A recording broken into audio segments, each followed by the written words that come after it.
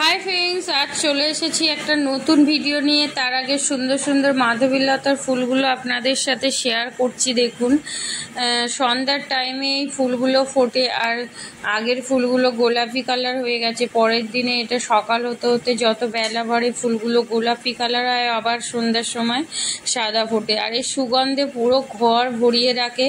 তো কার কার কাছে আছে এই ফুল গাছটা অবশ্যই অবশ্যই করে শেয়ার করবেন, জানাবেন।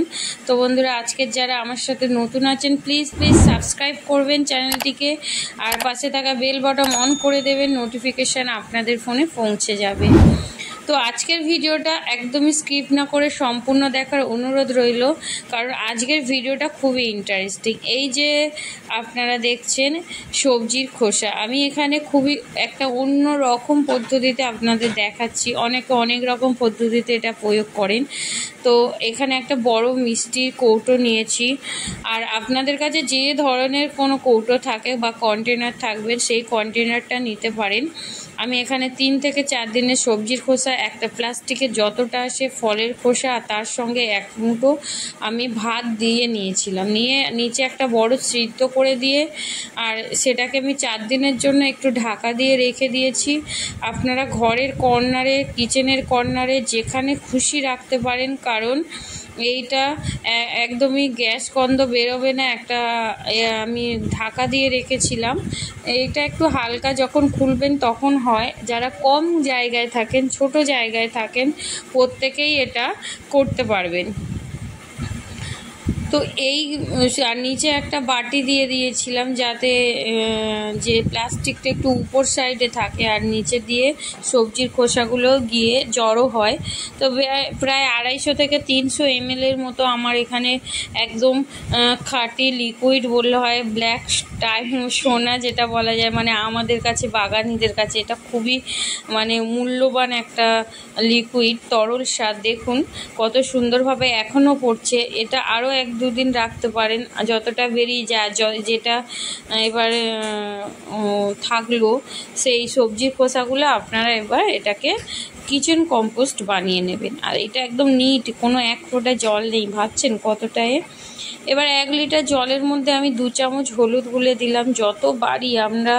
যতবারই এই লিকুইডটা প্রয়োগ করব ততবার কিন্তু ফাঙ্গিসাইড বা হলুদ দেবেন। হলুদটা এই জন্য দিলাম, কারণ হলুদ দিলে আপনারা কিচেন থেকে পেয়ে যাবেন, কেনার কোনো দরকার হবে না। ফাঙ্গিসাইড যেরকম আমাদের কিনতে লাগবে, এটা আমাদের প্রত্যেকের কিচেনে পাবেন। আর আমি এখানে দেখাচ্ছি একদম কম খরচে বাগান করা, যেটা আমি নিজেও করছি আর আপনাদেরও করার কথা বলছি, কারণ এইভাবে করলে উৎসাহ বেড়ে যাবে। আপনারা যদি সার কিনতে অনেকটা টাকা ব্যয় করে ফেলেন, তখন বাগান করাটা একটুখানি মানে অনিচ্ছাকৃত হয়ে যায় অনেকের কাছে, আর সাধ্যের মধ্যে হয় না। তো দেখুন, আমি 300 গ্রামের মধ্যে 2 থেকে 3 লিটার জল মিশিয়ে নিয়েছি। তাও দেখুন কালারটা অনেকটাই আছে।